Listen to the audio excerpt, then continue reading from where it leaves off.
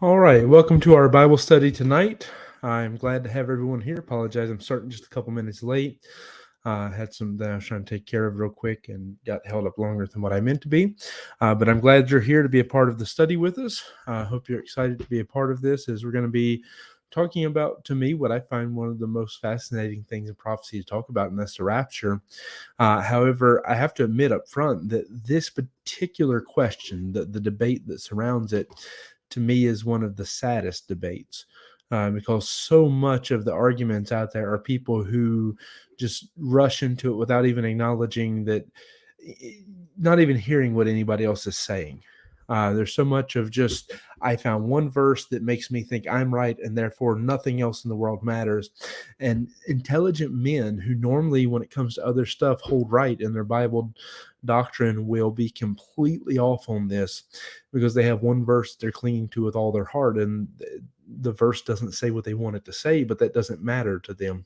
And that's why, to me, it's a tragedy sometimes to see arguments that go on concerning the rapture, and especially the timing of the rapture. Now, anybody who knows me knows up front I am a firm believer in a pre-tribulation rapture. I have been for my entirety of my Christian life. I did, however, take a step back at one point in my Christian life to consider, could I be wrong? And so I took time to do a deep dive examination of approaching the Bible from the perspective of, if I had never been taught this, what would I believe? Like if I just opened the Bible and started reading. And while most people will tell you they've done that, it's not entirely true. Most of them have went in looking for evidence of what they already believed and was hoping the Bible would agree with them, whether it does or not. Many were still studying after somebody while supposedly doing this verse by verse study. And many, this is one of the biggest ones, is they just read the book of Revelation. They didn't read any Old Testament prophecy and stuff, and formed their whole doctrine thinking, oh, I know what the Old Testament says, without actually getting into it and understanding it. So that's where a lot of your false doctrine comes, is from those kind of things. In fact, I'll give an example tonight of one of the things that really bothers me that I've seen highly intelligent men do, and that is that in any other doctrine that you were to try to teach about the Bible, those men would be firm to hold to, what does the verse say? Like, we can't change it, we can't distort it. What does it say? And yet we'll see tonight passages where, in order to try to promote this particular doctrine or that particular doctrine, they will twist the scripture. And it's really a sad thing when you see men who know better and will call out others for doing it, will try to cover up the error of their doctrine in this particular subject by doing it themselves. In fact, there's a whole cult or sect out there built around that. So, with that said, this is Unique Insights in Bible Prophecy. So we start with a question. I give an hypothesis, and then we build towards that, trying to present evidences. And at the end, you get a chance to come in and give your thoughts, a grade of whether you were convinced or unconvinced by what we're talking about, and so forth. And it's rated, so there's different grades in there. We'll get to that in the end. So the question is the rapture seen in Revelation chapter 4 or chapter 7? Now, I ask it that way because my actual hypothesis and belief is no to both. I don't believe you see the rapture actually occur in the book of Revelation, and we're going to build to why. I think Jesus even tells us up front, all the way back in Matthew, that you're not going to see that event documented in the way that you want to, because it's the whole point. The whole point is that the rapture is not the focal event that you're going to see it like on a timeline of events. It's the focal event that you're supposed to be watching and waiting with, bated breath, with anticipation that at any moment the Savior can come. That's what the rapture is supposed to mean to you and I. And yet, to so many, they're wanting to find it here. I want to see it right here in this book or this book. And I would compare it to people who, I would say the equivalent of what people do to the book of Revelation would be like looking at the book of Acts and then saying that you don't believe in the resurrection because you don't see it in the book of Acts, even though the entirety of the book of Acts stems from that event. Like, you pick up right after that event, and everything that's happening in the book of Acts is a direct response to that, and Christ's church coming into what it is, because the book of Acts is not about the resurrection, it's about the church. And that's where I would dare say the book of Revelation is not about the rapture. It's about the tribulation. And that's why I would make the argument that people who cry about it and fuss about it and argue about it and make entire doctrines just on the ground that you don't see the rapture taking place in the book of Revelation, to me would be the equivalent of someone who was a Sadducees and denied the resurrection because they don't see it in Acts, because it's not the point of Acts. The point of Acts is not to prove the resurrection. That was the Gospels were doing that. The point of Acts is to show you how the church came into being. The point of Revelation is not to show you the rapture, is to show you what happens from the beginning. The first thing you're opening is the tribulation and going through.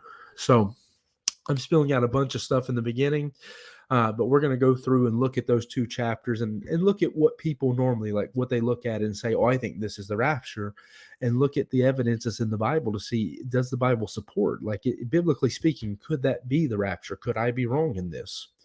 Because I'm giving you my hypothesis, but of course the Bible is the authority, and as the Bible as the authority, we have to go to the Bible and see what it says. And it can't be that I say it's wrong because I think it's wrong.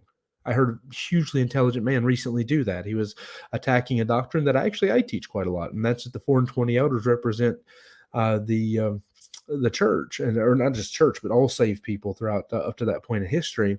I heard him attacking, and the way it's attacking, since I know the person personally, it seems he must have been listening, but they were attacking that, and they actually didn't give any arguments against what I said. The only thing that they really stated was that it's not that because I believe this is a rapture, so therefore that can't be the church. And it's like, but that's not an answer. That's just saying something's not right because you think it's something else. You have to actually give evidences and proofs. And so I'm going to try to hold myself to that standard, is why I'm giving that example. I'm going to try to not say simply that chapter 7 is not it because, well, I don't believe that.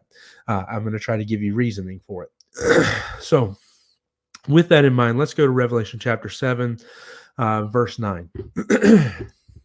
And I'm starting in chapter 7 because my big point that I want to finish on that really stresses why this is such a big deal comes more from chapter 4.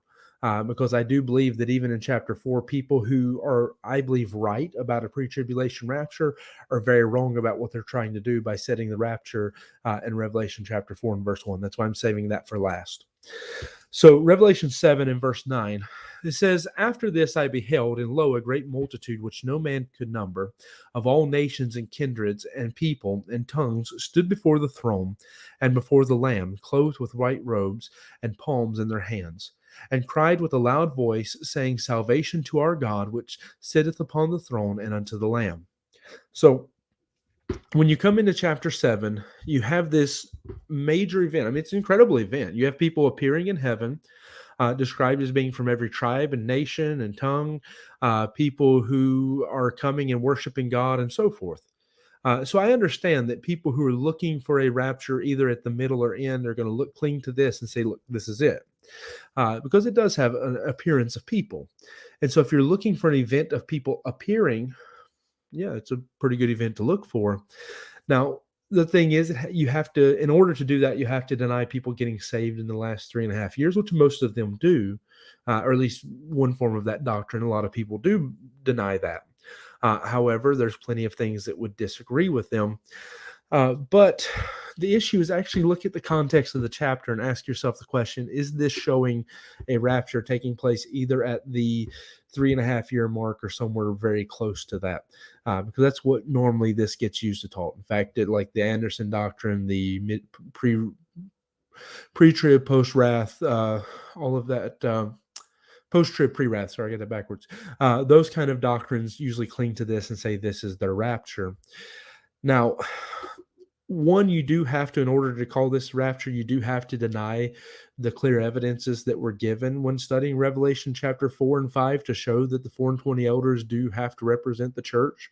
I I'm not going to do a study in that tonight. That is something that we've done a study on. I would recommend going to look it up and read that and actually, or listen to that. I'm sorry, and read those verses and consider, because those people are described the same way as being saved of every tribe and nation and tongue, and singing that God has redeemed them out of these things, and being described as having all the same stuff that the church has promised to it in Revelation chapter 3 and 2 and 3, so that it's connected to the church on purpose in the book of Revelation, if we're letting the book define itself. So there's plenty of arguments there to say that has to be the church has to be part of that group, which is also given a number which is innumerable, because 10,000 times 10,000 in the Bible is mentioned more than once, and it's always used to represent the idea of something that's innumerable, something that you and I can't fathom the number of. So that's a side note, though. That's not my core argument. My arguments would be this. This starts by telling you, and this isn't even my chief argument. The chief argument, of course, will come last in this section of the message. But let's start by noticing it says, and after this I beheld. So after what? What is this coming after? Because most people reading this are going to tell you that the end of this chapter, the beginning of chapter 8, they're going to tell you is the midway point of the tribulation period. That this is switching from the tribulation, the Great Tribulation, or for those who like to use different terminology because it sells books, they'll tell you that this is switching into the wrath of God. Now, they don't understand that the term wrath of God is used to describe just the idea of the wrath being poured out. It's actually being used synonymous with the Great Tribulation. That's a whole other issue. Now, Revelation chapter 6, though. I'm sorry, Revelation chapter 7 still. Sorry. If we go back and see the hereafter, what is the hereafter? Because it says, after this I beheld. So after what did he behold it? Well, verse 7 through verse 8 is the sealing of the 144,000. Now, everything in prophecy indicates that has to take place during the last 3.5 years. Probably close to the beginning of it, when the two witnesses are killed and then raised up after a few days. So everything would indicate that should be around the time that takes place. It should be a good indicator. We're already in the last 3.5 years at this point. But even that's not my chief argument, because that also starts with Revelation 7 and verse 1. And after these things I saw. So after what? Well, let's go back to the end of Revelation chapter number 6. Revelation chapter number 6, verse number 12. And I beheld when he opened the sixth seal, and lo, there was a great earthquake. And the sun became as black as sackcloth of hair, and the moon became as blood. And the stars of heaven fell unto the earth, even as a fig tree casteth her untimely figs, when she is shaken of a mighty wind. And the heaven departed as a scroll, when it is rolled together, and every mountain and island were moved out of their places. And the kings of the earth, and the great men, and the rich men, and the chief captains, and the mighty men, and every bondman, and every free man hid themselves in the dens and in the rocks of the mountains, and said to the mountains and the rocks, fall on us, and hide us from the face of him that sitteth on the throne, and from the wrath of the Lamb. For the great day of his wrath is come, and who is able to stand? Now, here's where your problem comes in. People who teach that chapter 7 is the perfect midpoint, and that's the rapture taking place in the middle, and then after that the Great Tribulation starts, have a major hurdle they have to get over. And I'm going to admit that this hurdle is partially caused by a lot of pre-trib teaching, because there is a false teaching concerning the way you're supposed to read the book of Revelation, by telling you that the seals happen, and then following the seals are the trumpets, and then for some unexplained reason you go back and see the trumpets repeated with the vials, when in reality they're close, but they're still off. The seals cover the entire 7 years. And again, there's a whole video on this. I'm not going to teach the whole thing tonight because there's a video. It's not my point tonight. But there is the 7 seals cover the entirety of the tribulation, because that book is the tribulation being opened, that scroll. That's what it's about. So it starts with the Antichrist and ends with that silence in heaven as Christ is coming back to rule and reign here on the earth. So the 7 seals go through that. The trumpets then do go back and repeat the last 3.5 years. And that's why you're going to notice a lot of what I just read in the sixth seal is what's described in the seven trumpets. And then the reason why you repeat again is because as you step down from the 7 years to just zoom into the 3.5 years, you also then step down again with the vials to zoom in another time on those 3.5 years. The difference between the trumpets and the vials is the trumpets are looking from a very cold, calculated distance, telling you this happens and then a third of this dies. So this happens and a third of this dies. Whereas the vials are zoomed into the earth and you're seeing men's response to those things. So it's not really a changing of the times, but it's a changing of focus. Whereas the step from the seals to the vials is a changing of time and focus, because you're now choosing to focus on the last 3.5 years, the time of Jacob's trouble, the great day of his wrath, which is more so applied to the last day itself, but can be used to refer to the last 3.5 years. Also, the most common term for it, the Great Tribulation. So the issue with someone who says that Revelation 7 is the midway point is it ain't the midway point. It's the end of the 7 years. Now, if you read it quite the way they want you to. Now, in honesty, I'm going to be fair and say that the truth is what you're reading in Revelation 7 is a step back. Now that you've read the last 3.5 years in a nutshell in the sixth seal, you're stepping back into heaven and seeing some of the events going on in heaven during that time. You're seeing God preparing and sealing let me say from heaven's perspective, not necessarily in heaven, because it wouldn't be fair to say that the 144,000 are being sealed in heaven. But it's something from heaven's perspective that while all this terrible stuff's happening on the earth, this is what God is doing from his side. He is sealing those Jews that'll go out. It says they'll follow him, they'll serve him. And then the other perspective of what's happening from heaven's side of thing, from heaven's point of view, is you have people starting to pop into the heaven being killed during that last 3.5 years. So the truth is, it's not necessarily that you're at the end of the last 3.5 years as much as you're going back and recapping what's going on during those last 3.5 years, meaning these people who are appearing as a multitude which cannot be numbered are not appearing at the midway point, but past the midway point, after the sealing of the 144,000 in the Great Tribulation. That's why it actually tells you they're not saved from it, kept from it, but they were taken out of it. That these are people who come out of the Great Tribulation. They were part of it. They were there. They were experiencing it, which is exactly what the timeline tells you.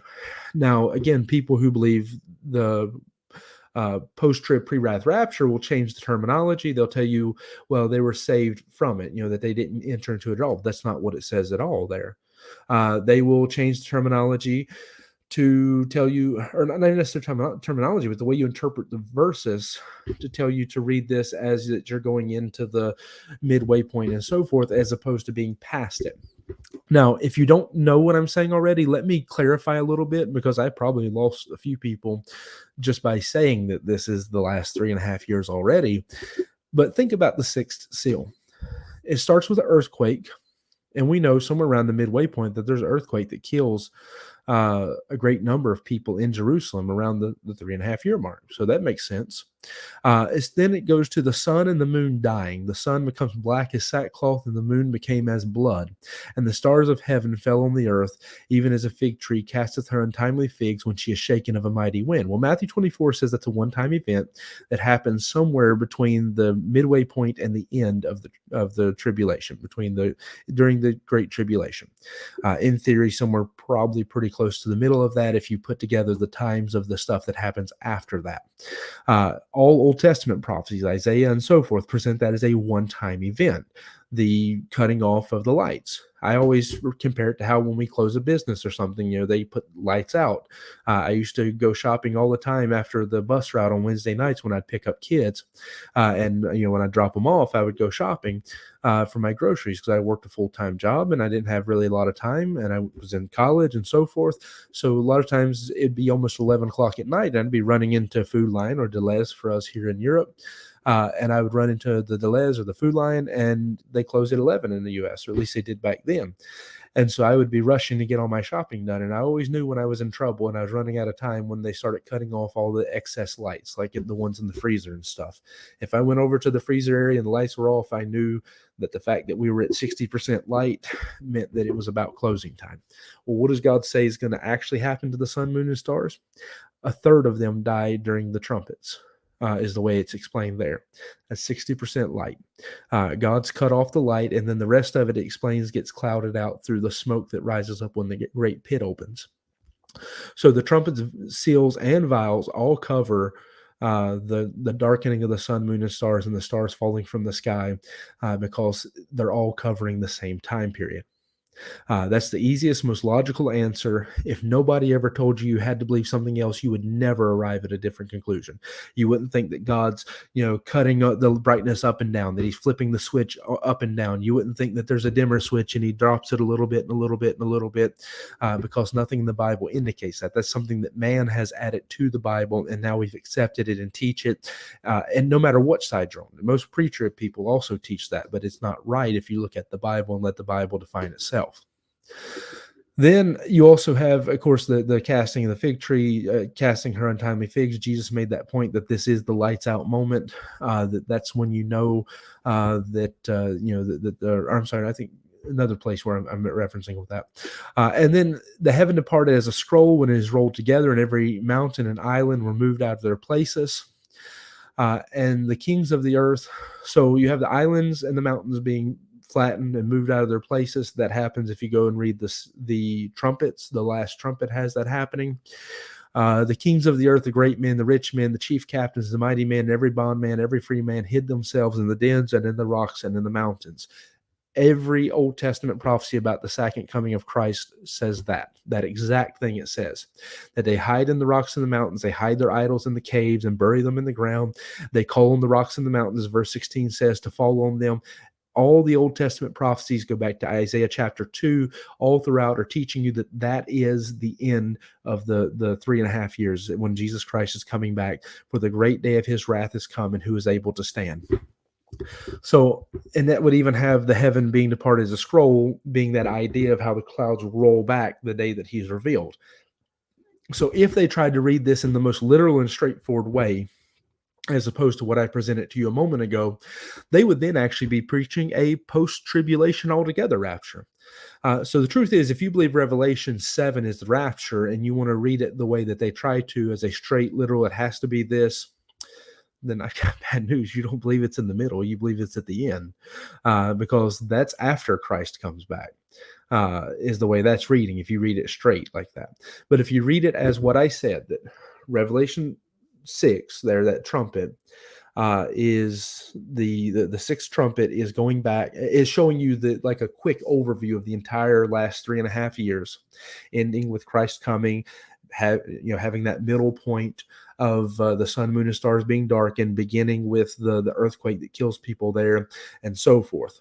If you read all of that, which is straightforward, explained other parts of the Bible over and over again, it's not something that should be up for debate. It blows my mind that it's even a debate, because the Bible's straight about that. It's only other people's books and other people's teaching that make that clouded. So all that's covered, and then you take a step back, and that's what you'll notice. Anytime you have that, what's normally in pre-trib teaching called parenthetical chapters, or what the other guys, they try to read them out as something else. Anytime you get to those chapters, what you're normally doing is, after you've been through a chronological train of thought, this happens, this happens, this happens, first, second, third, fourth, fifth, sixth, seventh. God gives them to you in those orders to show you this is the chronological train of thought. You normally have a step back where you get a different perspective on something. And in this case, the perspective you're getting is what heaven is focused on during those last 3.5 years, starting with the 144,000 being sealed. So, the Israel being turned back to God, and then the results that are going to come from that. And then the Antichrist killing and martyring people who refuse to worship him, and those people then being in heaven. So if you actually pay attention to the focus of the chapter, that's what the chapter is teaching. Now, if you continue further and actually take it word for word as it is, the seals don't even end until Revelation 8 and verse 1.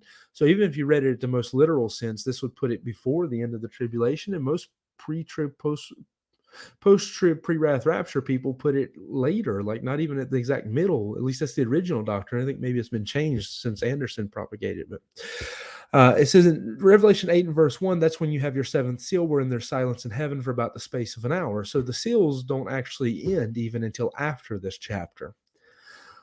So, like I said, if you look at it from what I'm saying, that this is a step back, not necessarily a parentheses, but just a step back to see heaven's perspective of this, then that all makes sense. This is you seeing what heaven's focus is during those last 3.5 years, and that's Israel being turned back to God and those who refuse to worship the Antichrist being martyred for their faith. Perfectly logical that would be heaven's focus during that time. Any other version, you start getting in trouble, though. And then also, I would point out Revelation 7 and verse 14. We already mentioned this. It says, "And I said unto him, Sir, thou knowest. And he said to me, these, and I said unto him, Sir, thou knowest. And he said unto me, These are they which came out of great tribulation and have washed their robes and made them white in the blood of the Lamb."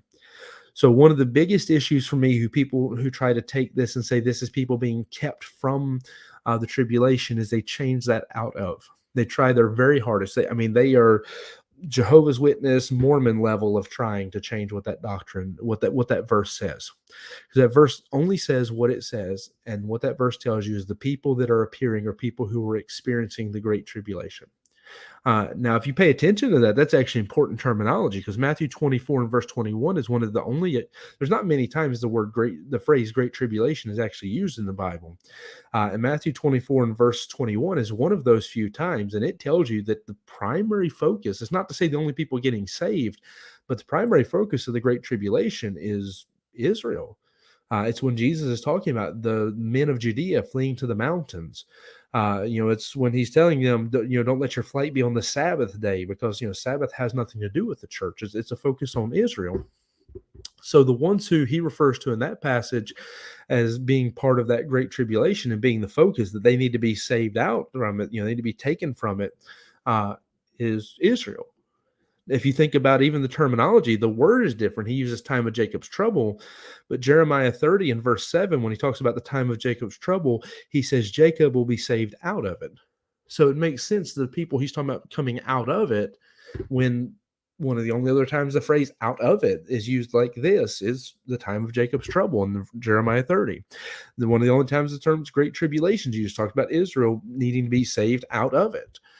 It would seem, if we let the Bible speak for itself and look up the phrases and see how they're used, that very plainly this is talking about people with a big focus on Israel, which is how the chapter starts. We know it has to be more than Israel because they're being saved of every tribe and nation and tongue and so forth.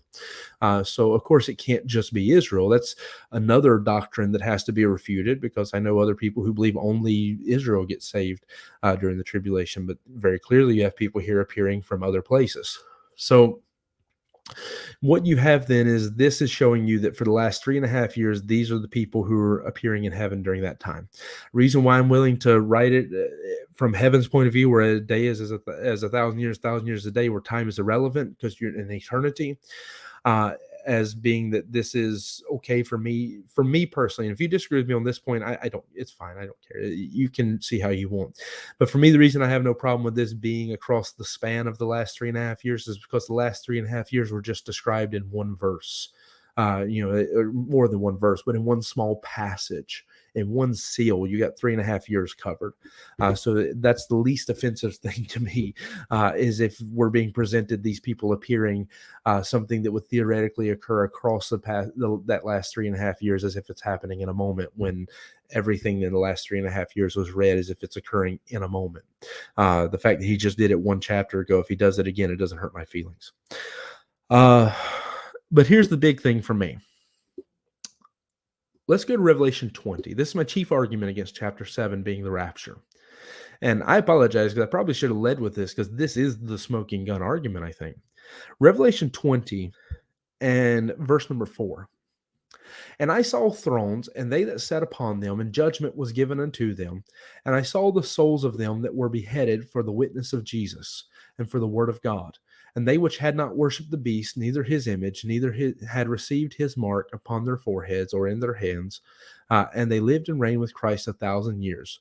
But the rest of the dead live not again until the 1,000 years were finished. This is the first resurrection.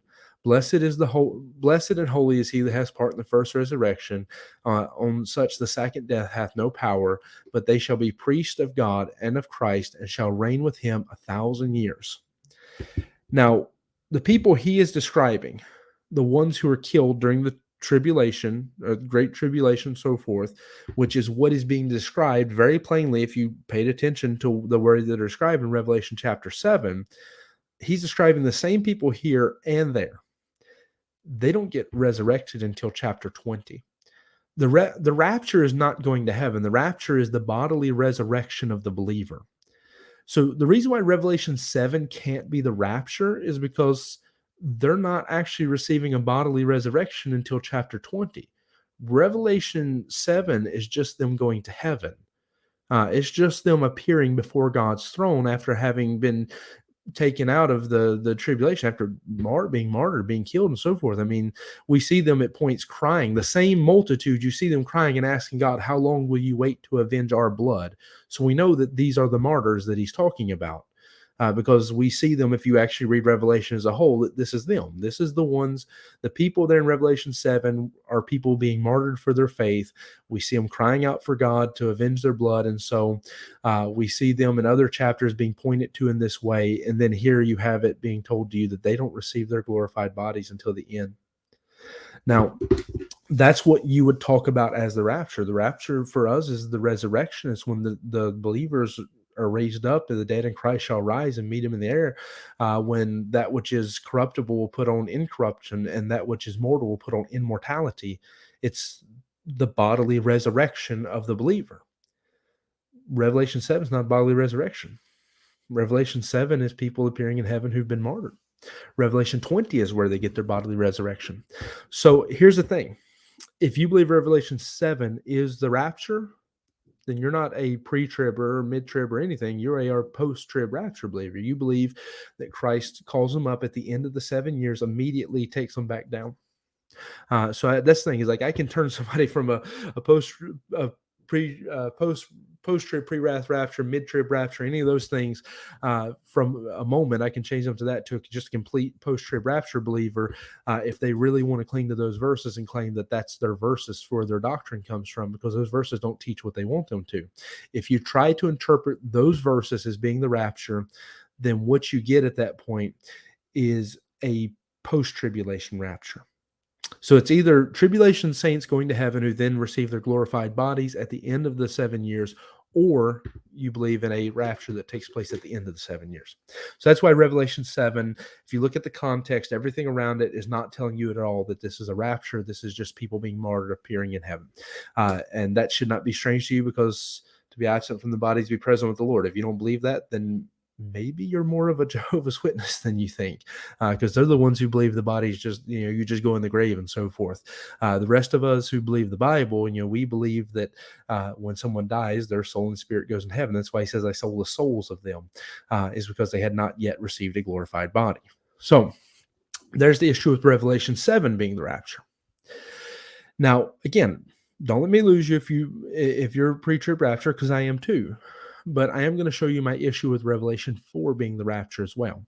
It's because the hypothesis given at the beginning is I don't think either of those chapters record the rapture where you can see it, because that defeats the purpose, the whole point of the rapture. In fact, let me go ahead and spoil a little bit of my point here, my punchline. The whole point of the doctrine concerning the rapture is you're not supposed to be looking for the signs and the wonders. You're supposed to be found faithful, serving, a wise and faithful servant, waiting on the coming of the Lord, waiting that he could come and collect you at any moment. You're not supposed to be sitting there waiting until it's 4 o'clock, because at 4:10 he's coming. You're not supposed to be sitting there waiting because I know when I hear the boss's car pulling in the driveway, I better get to work because he's going to walk in that door any minute. No, you're supposed to be working all day long as if he's going to walk in any minute. That's the whole point of the doctrine of the rapture. Everything about the rapture teaches that over and over and over again. And I'll get to there. I'll show you my chief argument for that later. But that would be the issue if you tried to put it in chapter 7 as well, is literally if you keep following the after this to get back to the sixth seal, because First, it tells you it's after the sealing of the 144,000, and then it tells you that that's after the sixth seal gets broken. Well, if you follow that train of thought, you have all kinds of signs and warnings. You wouldn't have to worry about serving God until the Antichrist has been revealed, until the world's been decimated through wars and famine and so forth. You wouldn't have to worry about seeking out God until 144,000 Jews get sealed. You wouldn't have to worry about seeking out God until the sun, moon, and stars get darkened and there's a great earthquake and everything. So if Revelation 7 was the actual rapture, the entire doctrine of there's no sign for you to be looking for, you're just supposed to be a wise and faithful servant looking for your Lord to show up at any moment, would disappear from the Bible, which is the primary doctrine of the rapture in the Bible, other than the fact that it's the resurrection of the dead, of course. But in terms of like the primary point of what usually gets taught, what the main thing the rapture is used to teach you is to be faithful because you don't know when Christ is coming. If it's in the middle, you have all of that, especially if you're using chapter 7 as your middle point, you have all of that to build upon. Let me show a quick shout out to Brother Daniel Custer, in addition to everybody else that's here that I've been shouting out to earlier, not by name, but I wanted to give a greeting to Brother Custer because I don't get a chance to talk to you all the time. So if you're still here, I appreciate you being here. All right, Revelation chapter 4, verse number 1. Revelation 4 says, "And after this I looked, and behold, a door was opened in heaven, and the first voice which I heard was as it were of a trumpet, talking with me, which said, Come up hither, and I will show thee things which must be hereafter. And immediately I was in the Spirit, and behold, a throne was set in heaven, and one sat on the throne." Let me give you the same argument I just gave against Revelation 7 being the rapture. What is the rapture? The rapture is the bodily resurrection of the believers. How did John go up to see this? And immediately I was in the Spirit. The reason why you cannot use Revelation 4, even though you would be right to say, I'm a pre-trib rapture believer, I'm agreeing with you. I am pre-trib.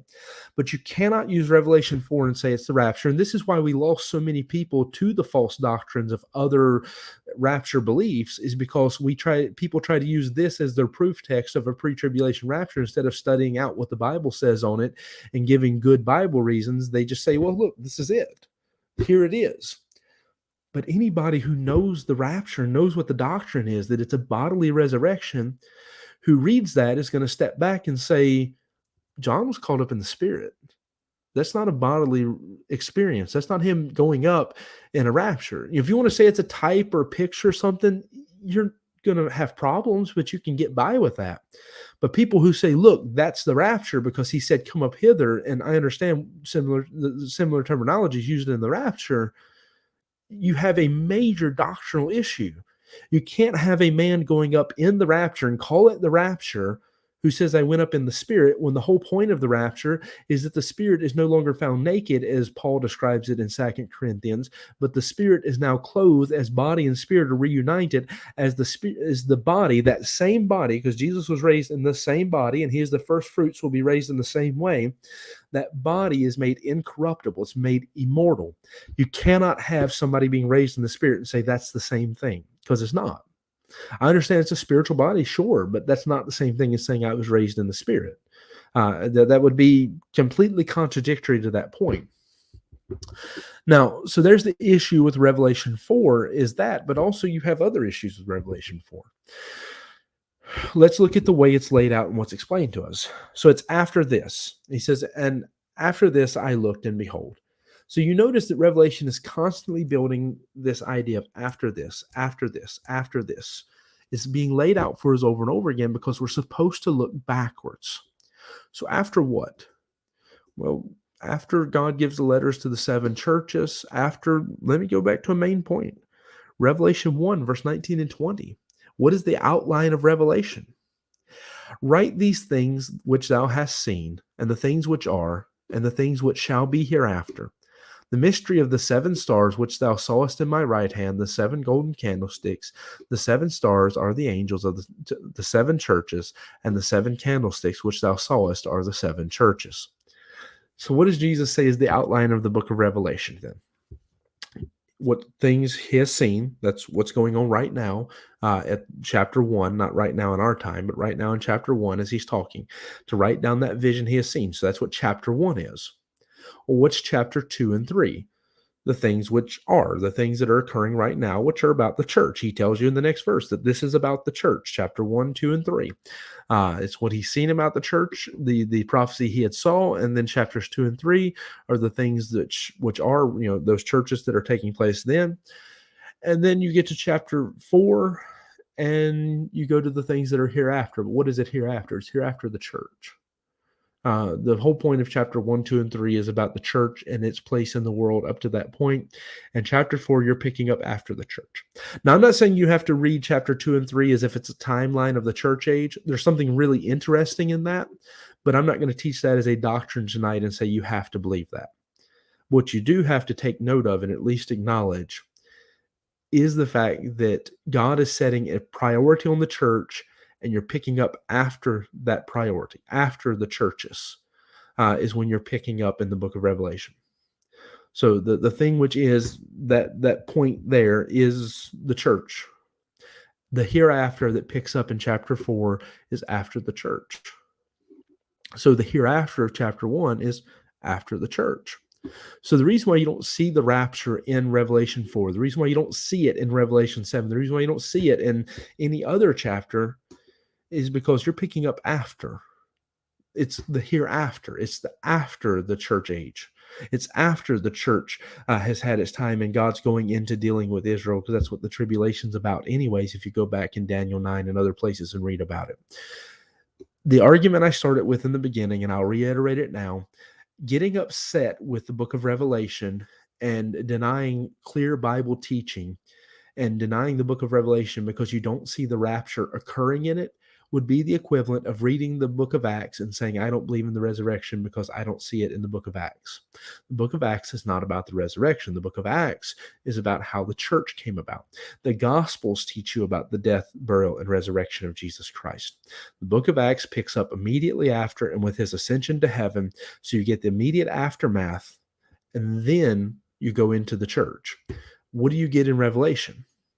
You get a quick glimpse of the church, and then you go straight into prophecy. The prophetic part of Revelation goes straight into the after the church.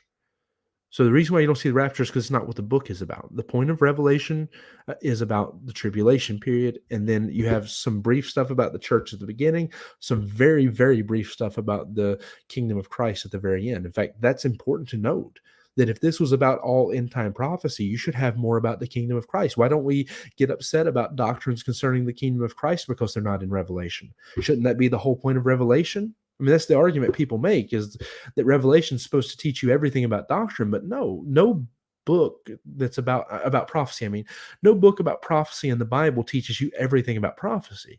You can't read Isaiah and say, I know everything about prophecy. You can't read Joel and say, I know everything about prophecy. You can't read Zephaniah and say, I know everything about prophecy. You can't read Daniel and say, I know everything about prophecy. You know a part. Each book is a piece of the puzzle and has its part that it's focused on. Zephaniah is laser focused on the return of Israel and what God's going to do to bring them back. Malachi even ends with that laser focus on that same thing. Like, this is what's going to happen. And it even includes prophecy about the first coming of Christ, because it's not only about Israel's return, it's about why Israel is being put aside in the first place. That's the point of Malachi. So it ends with notes of, look, the Messiah is going to come, and then he's going to come again. If you go into the other books, they each have their points. In fact, the book that is probably the authority on the millennial reign of Christ is not Revelation, it's Isaiah. Isaiah has far more about that than any other book. The book that is, let's say, the authority, I guess you could say, on what the point of the tribulation period would, it's so small, it's just a tiny portion of Daniel, but Daniel defines it better than anybody. If you're asking like what books really go into it, though, I would actually probably say some of your minor prophets like Joel and all go into that more. So as much as I would want to give the emphasis to Daniel, the truth is there's actually others who go into that much more than Daniel does. So it wouldn't be fair to say that he's the authority. He just gives that straightforward, this is what it is, doctrine. Whereas those other books like Joel go in and explain, like, this is what it's about. This is why you're going through this, is so that you can be turned back to God. Zephaniah even does a tremendous job of that, but it's only focused on Israel. That's why you don't get any prophecy about the rest of the world, whereas Isaiah gives you stuff about the rest of the world. I'll be honest with you, the greatest passage on the Battle of Armageddon is not in Revelation. You would think it is, because Revelation 19 talks a great deal about it. But the greatest argument on the Battle of Armageddon, Ezekiel 38 and 39, the Battle of Gog and Magog, which, if you pay attention, is very clearly the Battle of Armageddon. If you're not letting somebody else tell you what it is, if you let the Bible define it and you take and search the terms of the passages and compare them, you will find that that's the Battle of Armageddon. Now, the reason why I'm going through that is because the books that are the authority on the rapture, it's not Revelation. The books that are the authority on the rapture would be First Thessalonians, Second Thessalonians, even. What Jesus teaches in Matthew is very big information in this. But in truth, like, if I picked one passage or two passages, if you give me two books that I would say you have to read this to have your doctrine on the rapture, be 1 Corinthians 15 and the last two chapters of First Thessalonians. That's the chief doctrine of the rapture, is in those passages. You can't be mad because God didn't put it in the book you wanted it to be in. God answered it where he wanted to. He answered when in Matthew 24. He answered why in 1 Corinthians 15 and the last part of 1 Thessalonians. Just because he didn't say it when you wanted him to in Revelation doesn't mean we get to deny the clear teaching of the Bible. But that's the thing. People play on the ignorance of people and tell them that, look, because you don't see it in Revelation, this is this and this, and they make doctrines out of whatever they want. But that's why we as believers have to be smart enough to realize that it would be the equivalent of trying to deny the resurrection because you don't see it in the book of Acts. It would be the equivalent of trying to change the doctrine of the resurrection just because you don't see it in Acts. But the thing is, the book that's trying to teach you the doctrine of the resurrection and so forth, 1 Corinthians 15 is a tremendous book for that, but the one that shows you the story is the Gospels. You have to look where God puts the answer, not just wherever you want it to be. That's the answer to the question of where is the rapture in terms of chapter 4, chapter 7 of Revelation. It ain't either one of them, because God didn't. That's not the point of those chapters. The point of those chapters is to show you the events of the tribulation. Now, here's my proof for that in Revelation chapter 4. What does Revelation chapter 4 immediately go into? Because people who want to make this the rapture, because I am arguing against this, because I do think it's a faulty thing, and I think it's one of the leading causes as to why people don't believe in a pre-trib rapture anymore, is because too many people look at that and preach a message on that being the rapture, when basic Bible study will show that that's not what Revelation 4:1 is. But let's think about this. The argument then that the 4 and 20 elders are the church, which, again, I'm not arguing tonight. It's not to the point of tonight's message. The whole message on this, multiple messages where it's mentioned and discussed. I encourage you to go listen to those. But let me give you something from Revelation 4 about the 4 and 20 elders. Revelation 4 and verse 10 says, the 4 and 20 elders fall down before him, and him that sat on the throne, and worship him, and that liveth forever and ever, and cast their crowns before the throne, saying, think about this. If you believe, which I do believe, that the rapture has occurred by the point of Revelation 4, but if you believe that it's Revelation 4 and verse 1, when do believers get their crowns? All the verses that talk about believers getting crowns always say that it's at Christ coming, when he comes to gather the church. That's when our works will be tried and will be awarded according to our works. So all the verses that talk about receiving a crown say that in order for them to have their crowns right now, to cast them down at his feet. And even if you don't believe it's the church, the only time believers are talked about getting a crown is at that judgment, at the judgment seat of Christ. So for them to have had their crowns, the judgment seat of Christ already had to have happened. There's no Bible verse that you'll ever give me that gives an excuse for somebody in heaven to have a crown unless the judgment seat of Christ has occurred. That's the problem with Revelation 7 being the rapture. That's the problem with Revelation 4:1 being the rapture, is because if Revelation 4:1 was the rapture, you need a judgment taking place in chapter 4 as well. But you don't have it. If Revelation 7 was the rapture, well, you need some explanation as to why there's some guys in heaven who chapter 5 tells you are 10, their number is 10,000 times 10,000, are saved from every tribe, nation, and tongue, and so forth, that they're redeemed out of that. So it's very clear that this has to be people saved from all over the world and that their number is innumerable to you. Why they have crowns to cast down at the feet of Jesus in chapter number 4, when the only time we're ever told that people are going to receive crowns in heaven are at the judgment seat of Christ when believers are awarded according to their deeds, because you'll never have an answer for that question.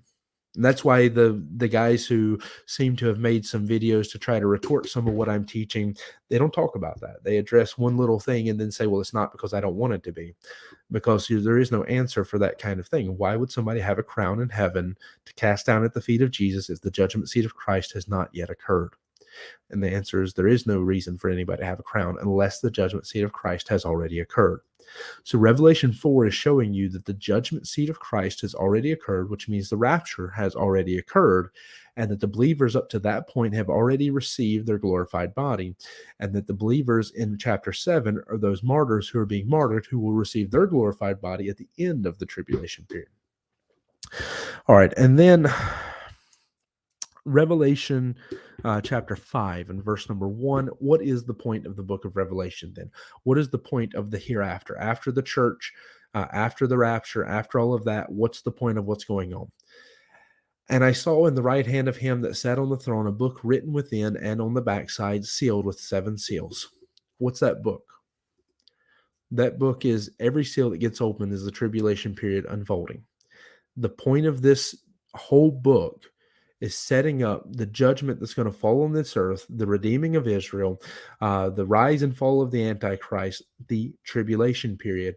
And that's why the biggest thing in all of history, the millennial reign of Christ, is a footnote that only gets a few verses talked about.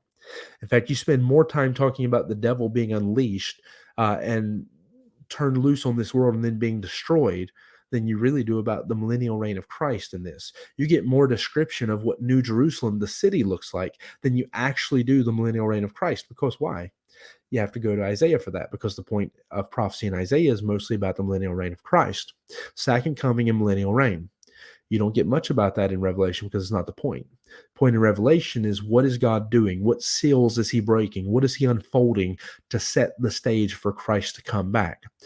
The first thing that happens is the releasing of the Antichrist, because that's the first major event that God's showing you in the book of Revelation. That's the first major event in prophecy, which we know is the first event in the tribulation. So it makes sense. The point of Revelation is not to show you when the rapture is to show you the tribulation period and what it looks like. Now, I'm going to show you why that's a big deal. If I haven't lost you, give me just a moment. Of course, there's arguments to be made about 2 Thessalonians, and that 2 Thessalonians shows the church will be taken out, and then immediately after the Antichrist will be unveiled, which lines up perfectly with what you just read then in Revelation 4 and 5. But that's aside from the point. Let's jump back to Matthew 24. Matthew 24 is one of the most abused and misunderstood passages of the Bible, I find, because even people who believe right on the doctrines of the end times don't understand Matthew 24 a lot of times. Matthew 24 and verse 3 says, and he sat upon the Mount of Olives, and his disciples came unto him privately, saying, Tell us, when shall these things be, and what shall be the sign of thy coming and of the end of the world? So they ask him 3 questions, 2 if you boil it down to when and what is the sign. And it's following him saying in chapter 24, verse 2, see ye not all these things? Verily I say unto you, there shall not be left here one stone upon another that shall not be thrown down. So he's talking about the temple being completely and utterly destroyed. And then they're asking about the signs of the end times and so forth following after that. They pull him aside and ask him about it. What's the sign of your coming? And so he goes on to answer these questions, is what you find. So he's answering questions about what are the signs of the end times, what's the sign of his coming. And the truth is, the first part of Matthew 24, all the way up until, I would say, the lesson of the fig tree, in verse 32 through 35. All the way up until that point is him answering the question of when is his second coming? What is the sign of that? And you have the tribulation period being laid out for you and explained to you, and he gives you the parable of the fig tree to show you that there's a sign for that. That he says, "Now learn a parable of the fig tree. When his branch is yet tender and putteth forth his leaves, ye know that summer is nigh. So likewise, when ye shall see all these things, know that it is near, even at the doors. Verily I say unto you, this generation shall not pass till all these things be fulfilled. Heaven and earth shall pass away, but my word shall not pass away." So, what is the parable of the fig tree in this case? It's that when you see a fig tree putting forth its leaves and budding, and you know that spring is there and that summer is coming soon.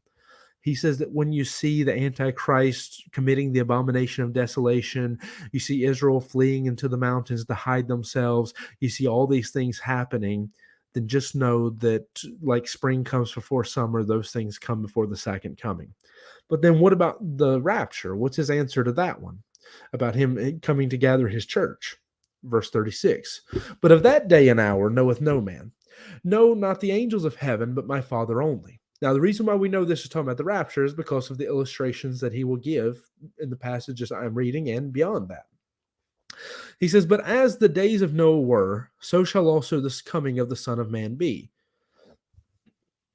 For in for as in the days that were before the flood, they were eating and drinking, marrying and giving in marriage until the day that Noah entered into the ark, and knew not until the flood came and took them all away.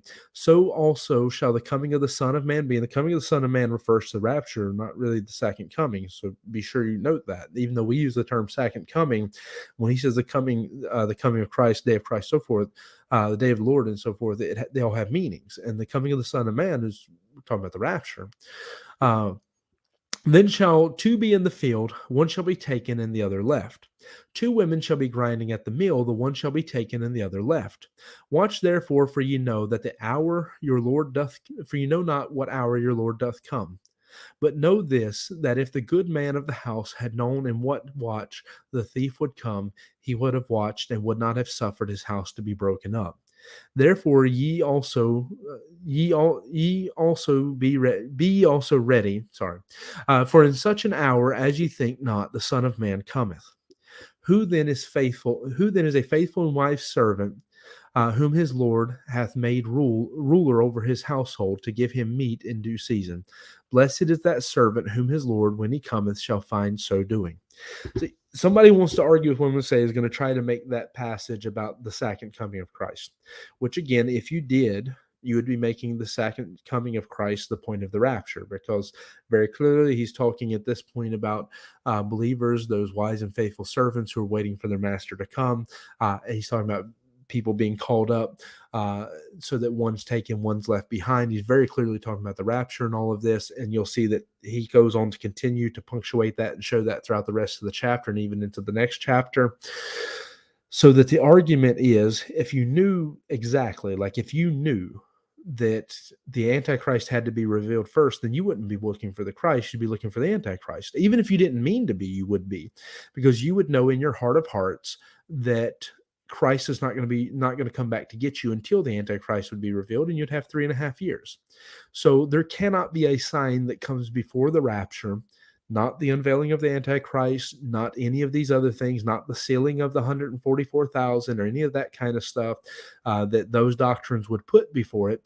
Because if you had any sign before it, you would know that you could sit back and prop up your feet and not have to worry about serving God, because you can wait.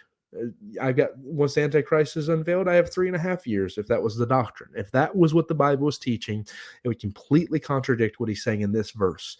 That's also another reason why you know that this is not about the second coming, but about the rapture, is because he's telling you that the whole point is that nobody knows the day or the hour, that you're not going to be able to sit back and be lazy and wait till you hear the car of the boss pull in to start acting like you're doing something.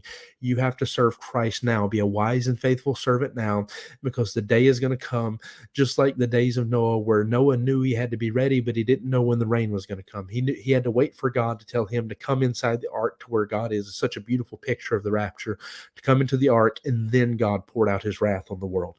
The same thing here. We're waiting for him to say, come up hither, the same way he listened for God to say, come into the ark. The same come, that calling is there. And we're going to work and work until the day he calls it, the same way Noah worked and preached preached for 120 years, a preacher of righteousness, waiting for the day and the hour because he didn't really know. He had to wait on God because it wasn't up to Noah when the rain started.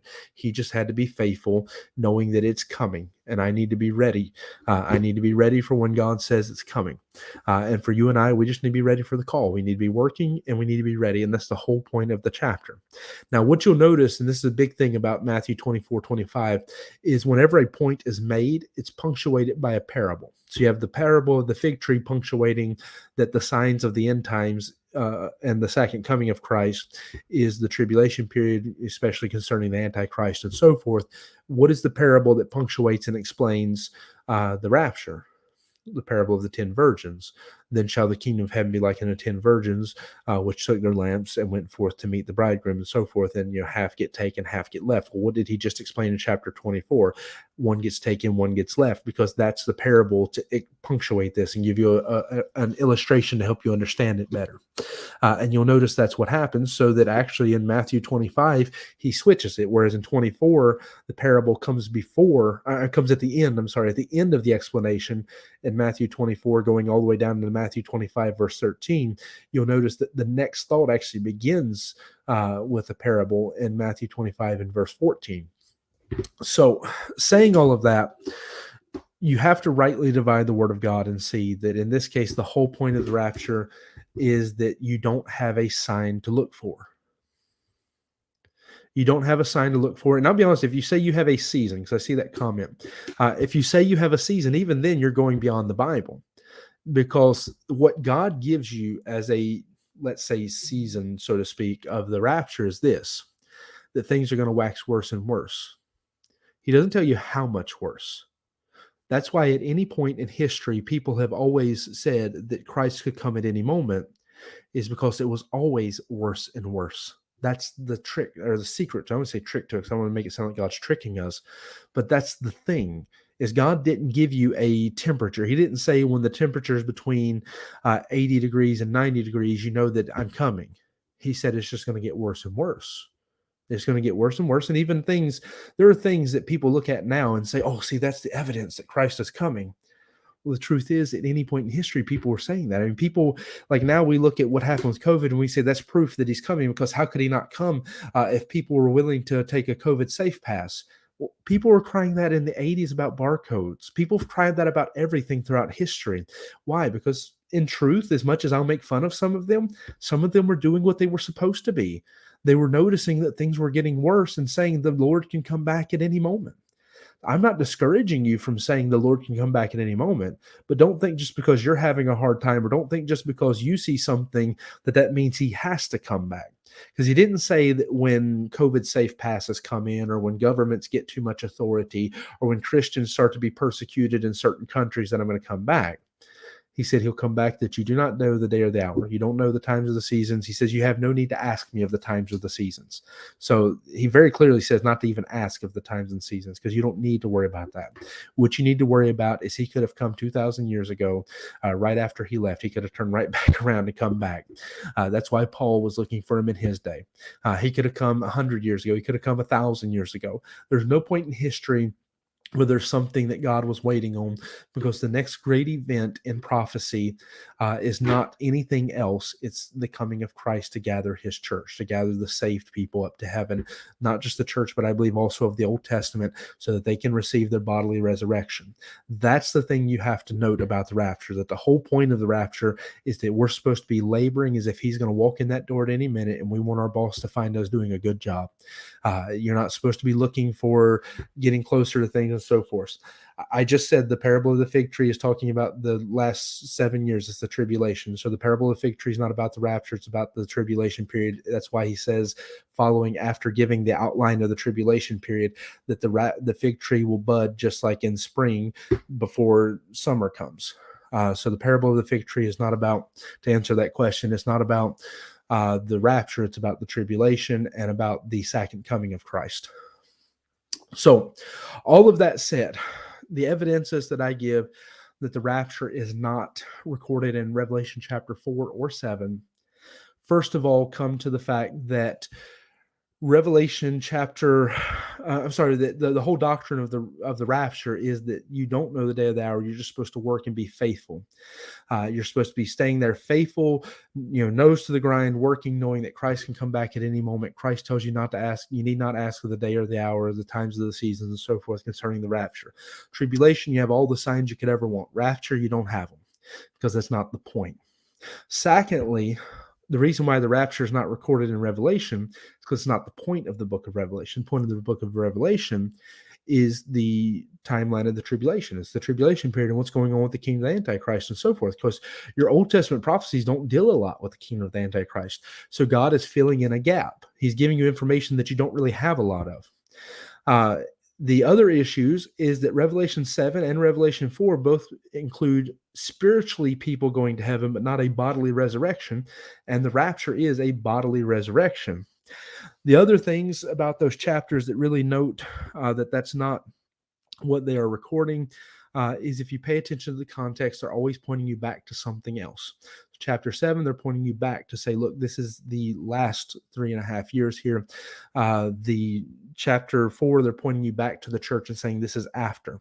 So you already have like the people having received crowns and so forth. So even the verses are telling you the after part. So with that, Brother Custer, please don't go. So I'm going to try to throw you a promotion out there real quick on something you might be interested in. But for everybody else, I'm going to ask you to give a grade to whether you were convinced. You don't have to agree with me on the minor thoughts. If you disagree with me on something that's not the point of the video, have fun with that. But concerning the statement, the hypothesis that Revelation chapter 4 and Revelation chapter 7 do not show you the rapture. They take place after the rapture. If you agree with that hypothesis, leave us a comment saying that sound doctrine. Just type in sound doctrine and send that comment. If you see it, but you're not really convinced, like you still have your doubts or your concerns, maybe you're holding on to something, put almost persuaded. If you are on the fence, you don't really know, then put unsure. And if you're completely against me and you don't agree with what I said at all, you think for sure it's chapter 7 or chapter 4, put unconvinced. So the grades are sound doctrine, almost persuaded, unsure, and unconvinced. Feel free to leave one of those in the comments below. And then I apologize, like if my tone's a little bit different tonight, I'm rushing through so much stuff. We're 1 hour and 6 minutes into this thing, and I just barely finished in time. That's why if I was quick with the questions and stuff to answer them, that's why I blew through everything so fast. So I apologize if I was rushing past everything. Now, with that said, Brother Custer, if you're still there, the reason I said to hold on is because I did a video. It's a slideshow called The Timeline of the Tribulation that goes in and explains why we believe that the timeline in terms of like you're zooming in step by step going through, it explains that much more. And then if you want to know more, I would recommend that. I think, Brother Custer, you would know Dr. Martin. Dr. Martin's a tremendous teacher on that as well.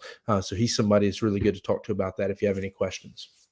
All right. So I appreciate you being here to be a part of the study. Hope it's been a help to you. Again, hopefully the evidence I've laid out there is enough to show you that neither of those events are showing you the rapture, because that's entirely against the point of the doctrine of the rapture. If you have questions, feel free to ask them, leave them in the comments, and I'll try to answer more later. I just try to keep these videos less than an hour, and I knew I was going past it, so I had to rush through this last part here. But thank you for being a part of it. Hope it could help. And yes, I'll put a link, Brother Custer, for the video I was talking about. All right. Hope you have a good evening. We hope to see everybody in God's house tomorrow. And again, thank you for being part of the study.